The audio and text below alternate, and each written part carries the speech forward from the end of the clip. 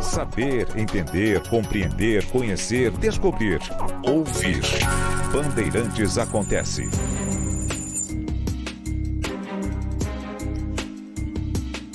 A solução de muitos dos problemas nacionais passa pela elevação da renda. As pessoas precisam ganhar mais. O nível médio dos salários tem que ser mais alto.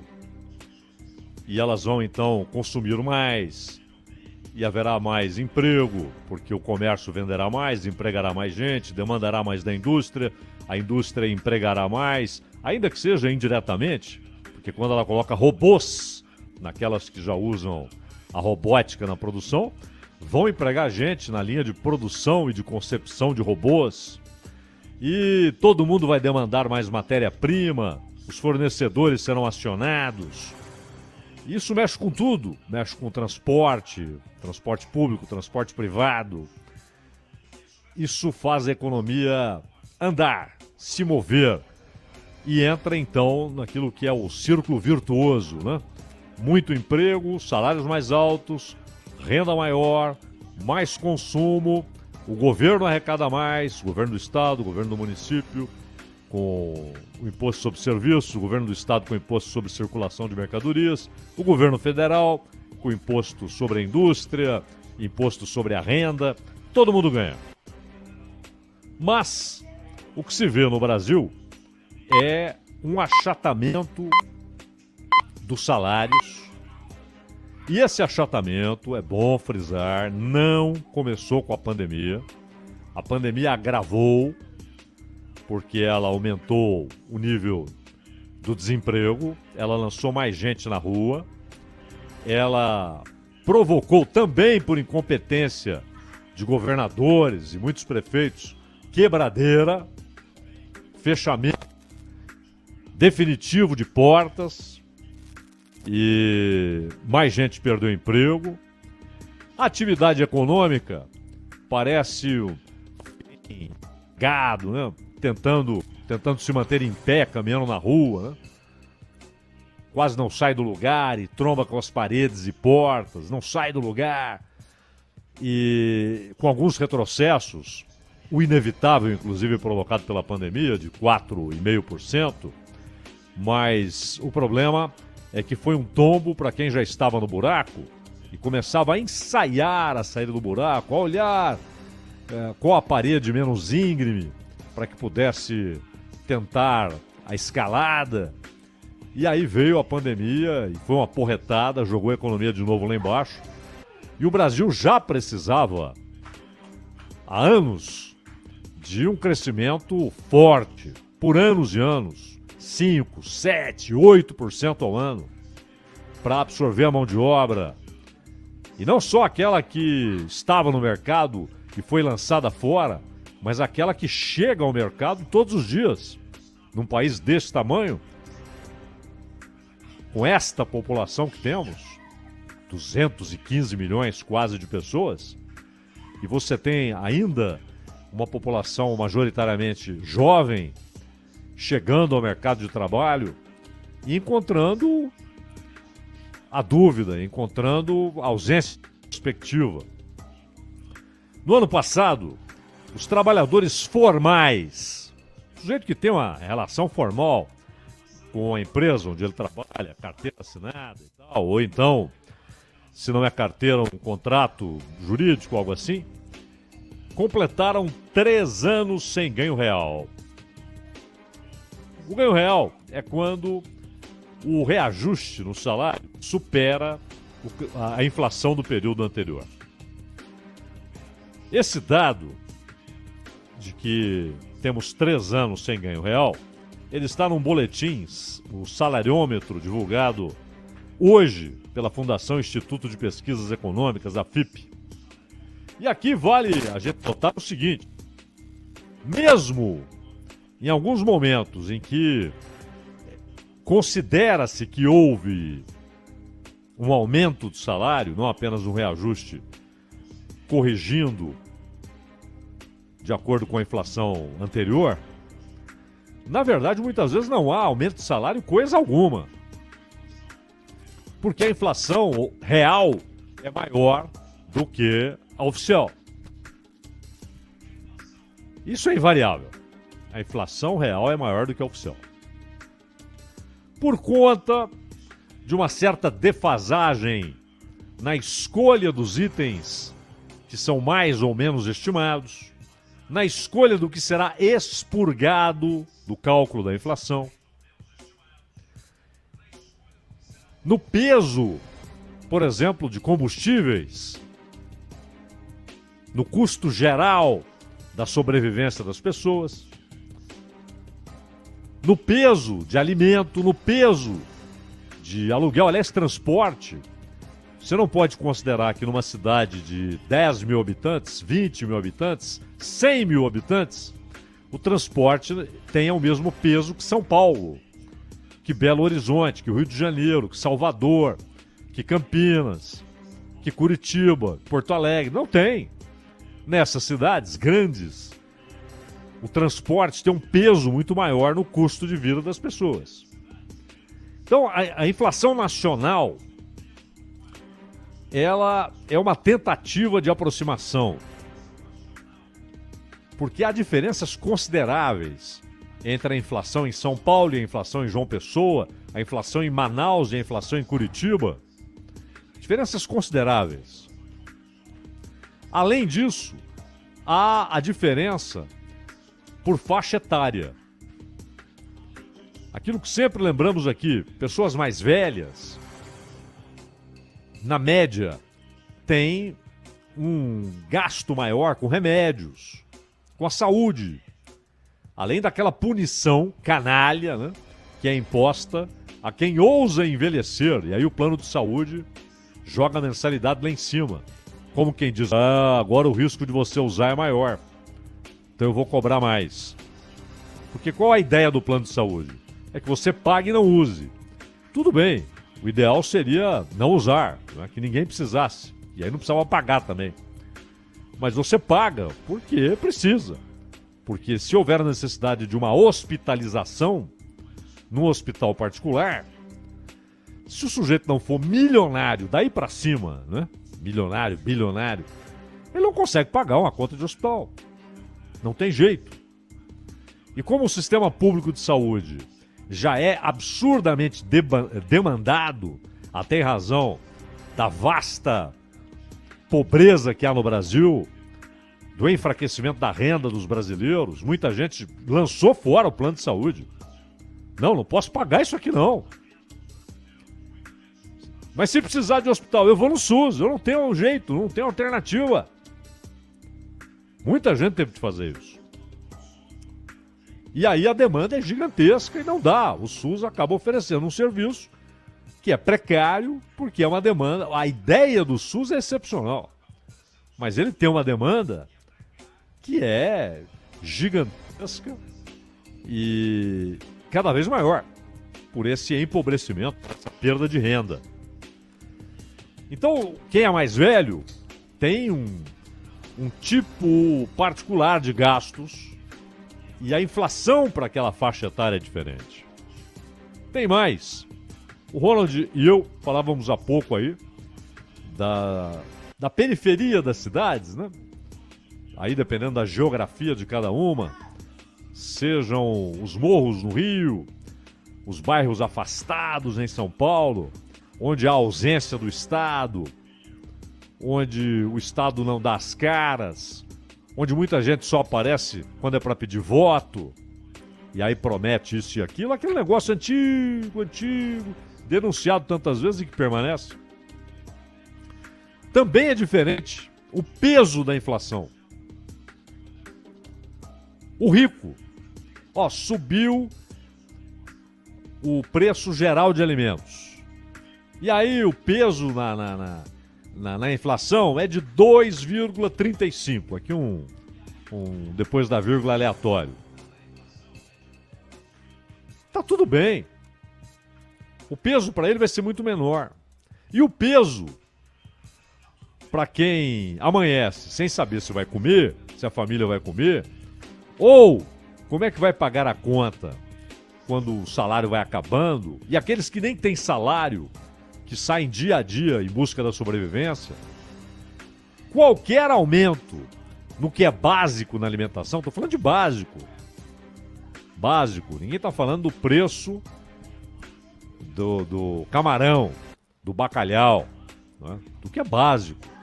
Do óleo de soja, do arroz, do feijão, do ovo. De vez em quando ali um queijo, né? Uma carninha, se possível. O impacto disso na vida dessas pessoas é muito maior. Então, a inflação oficial é uma ficção. E, invariavelmente, ela é menor do que a inflação real para todos os grupos e muito menor do que a inflação dos idosos, a inflação dos pobres, a inflação dos que estão na miséria e a inflação dos que vivem em grandes cidades, onde tudo custa alguma coisa, não é? Você está na rua, um copo d'água você tem de comprar. Geralmente você precisa de transporte para se deslocar. Ou o próprio, ou o público, ou o táxi, o Uber, o aplicativo. Né? Enfim, tudo custa. Você saiu na rua, você está gastando dinheiro. Então, a inflação nacional é uma ficção. E sempre abaixo da inflação real. E o que acontece? Você tem reajustes salariais de acordo com o Índice Nacional de Preços. E que é abaixo do aumento real do custo de vida.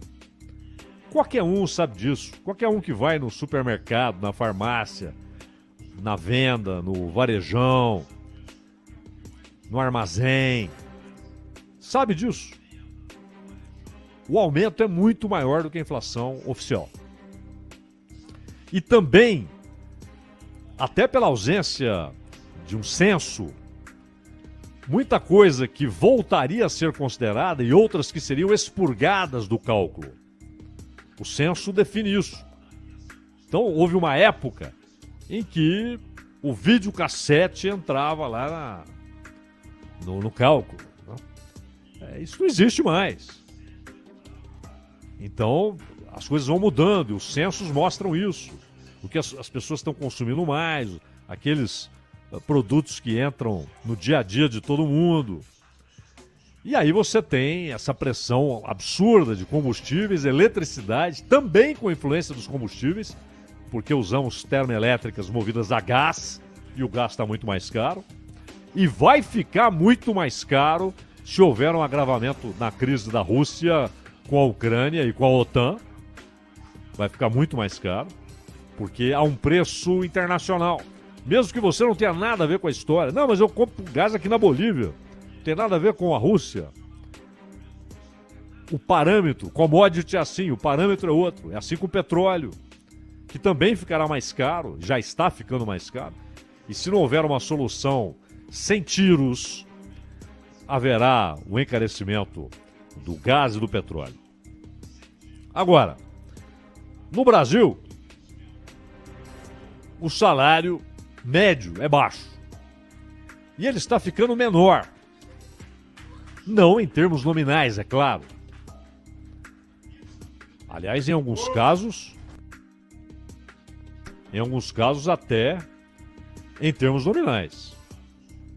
Até em termos nominais, porque você tem acordos, você tem alguns contratos ou acordos informais que abrem a possibilidade até de redução nominal do salário.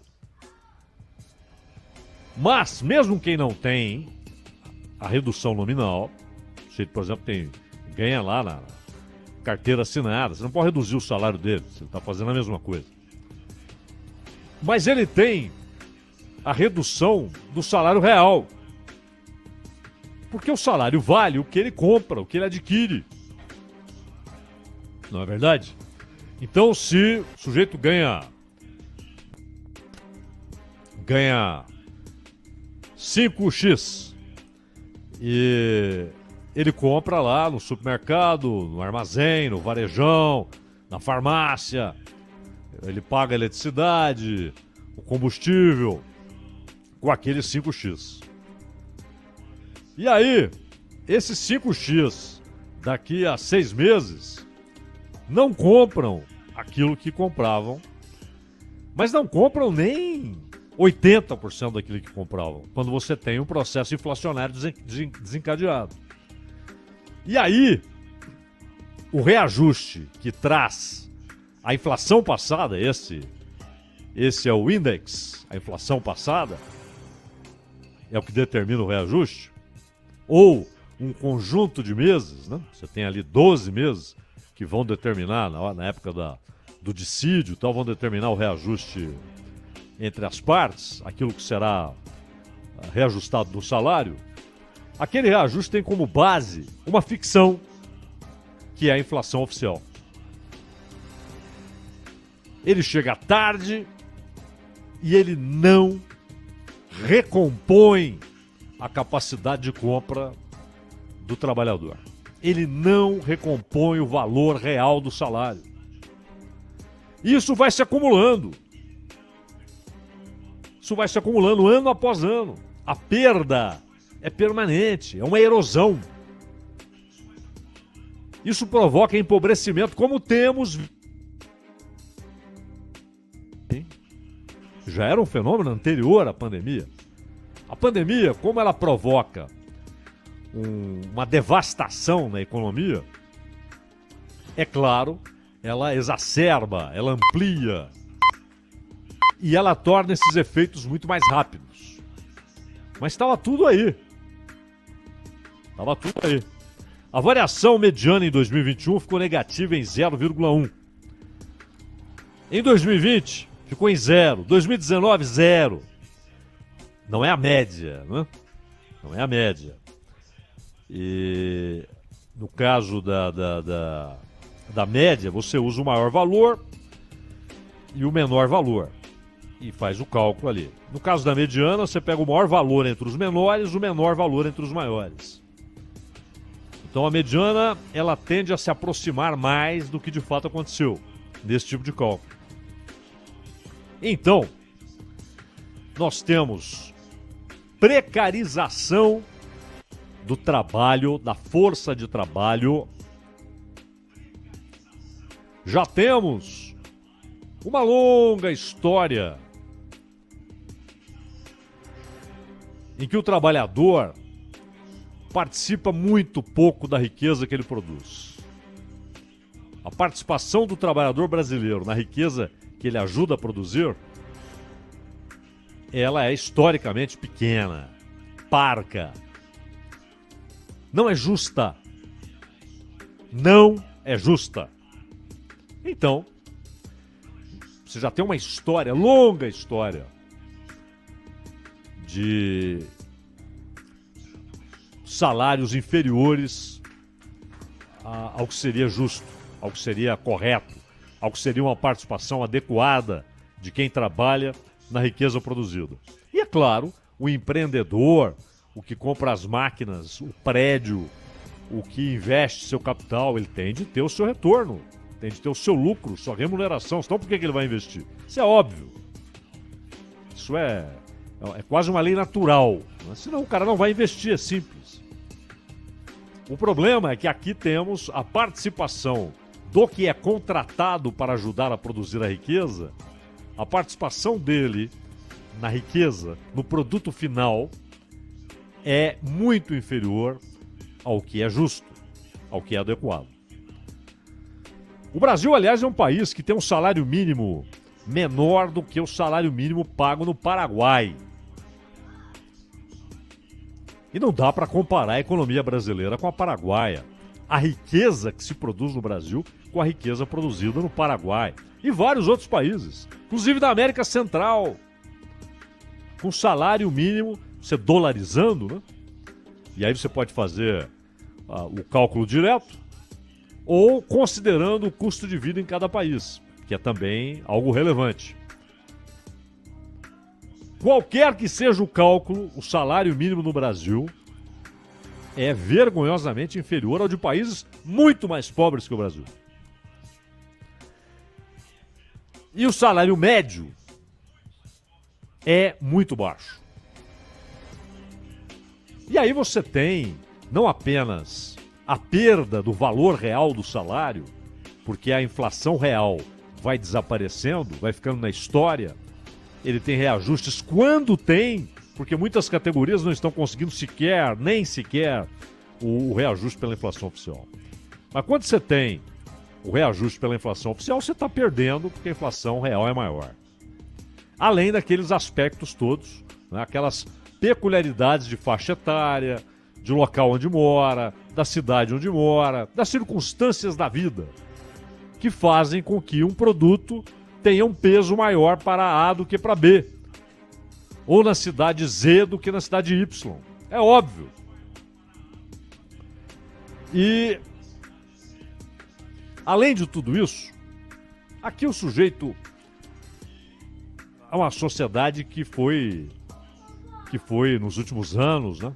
Ela foi imposta a ela a relação com os bancos, né? O salário é pago pelo banco, você quase não consegue fazer coisa alguma se você não tem conta no banco.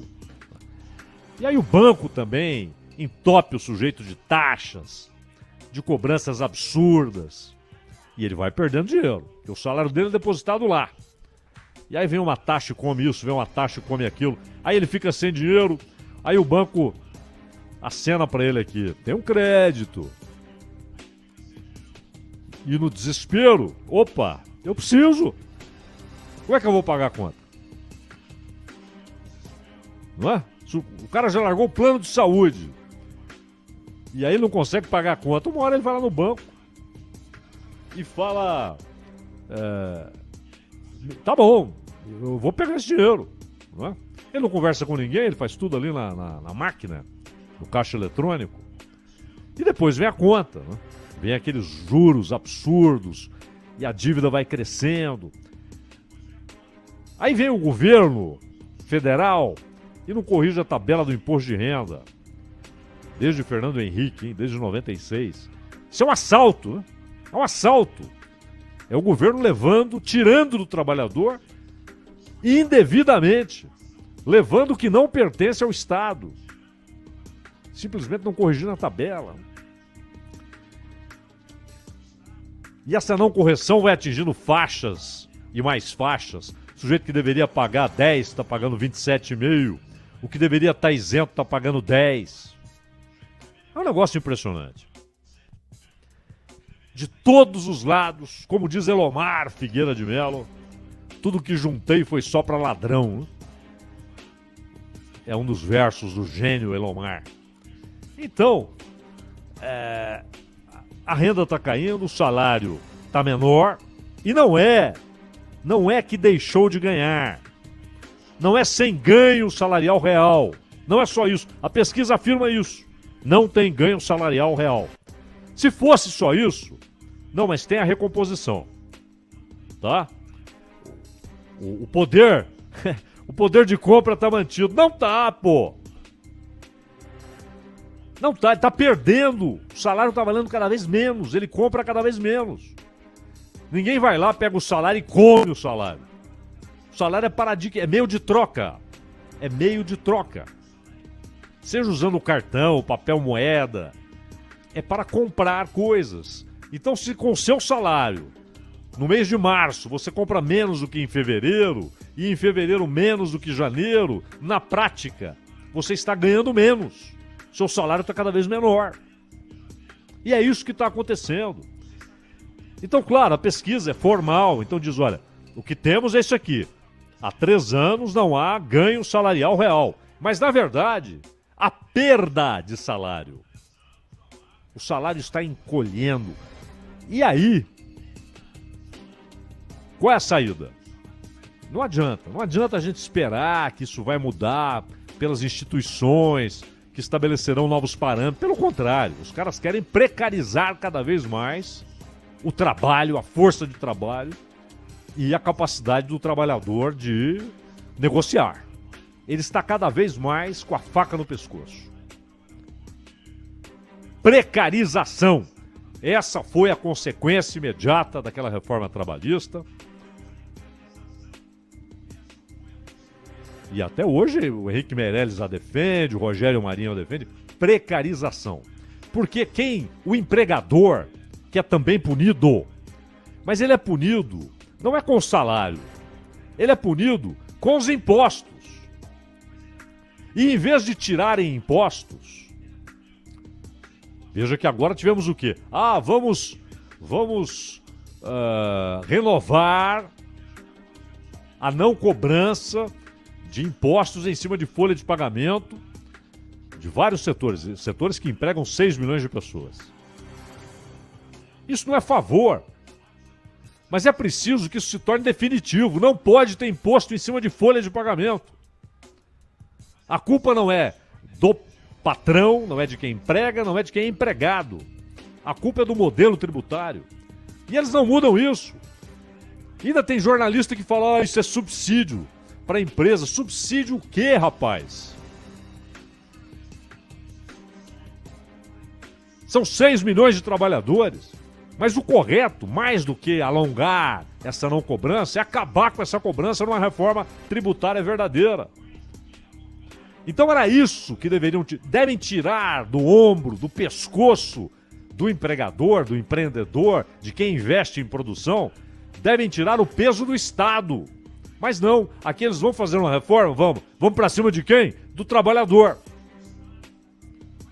Não vão para cima do Estado. Vão para cima do trabalhador. Vamos tirar direito? Vamos tirar direito? Porque aí fica mais barato contratar, a gente fala que está fazendo isso para aumentar emprego. Não, está precarizando.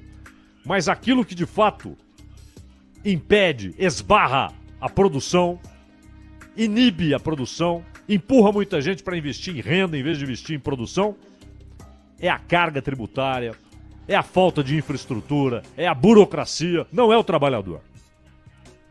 Então a saída verdadeira é investimento produtivo, investimento, contra tudo isso, mas investimento que gere mais emprego, que tire milhões do desemprego, e aí começa a ter demanda por trabalhador, os salários oferecidos serão mais altos, salário melhor, mais consumo, mais emprego, mais consumo, mais emprego, e assim vai. Mais renda, compra disso e daquilo, o sujeito consegue comprar uma casa finalmente, depois de anos e anos lutando. Mas não! O que estamos vendo aqui é só ladeira abaixo. É perda de poder de compra do trabalhador. E também do pequeno comerciante, do médio comerciante. É perda. E o Estado em cima. E burocracia. E um sistema tributário insano. Então não é que são 3 anos sem ganho real. O que temos é perda de salário, perda de poder de compra, empobrecimento da maior parte dos brasileiros. Ronald. Este é o Bandeirantes Acontece. Daqui a pouco esse conteúdo, que é o editorial de abertura do Acontece com o Cláudio Zaidan, vira podcast. É o Entendendo a Notícia. Não perca. Rede Bandeirantes de Rádio.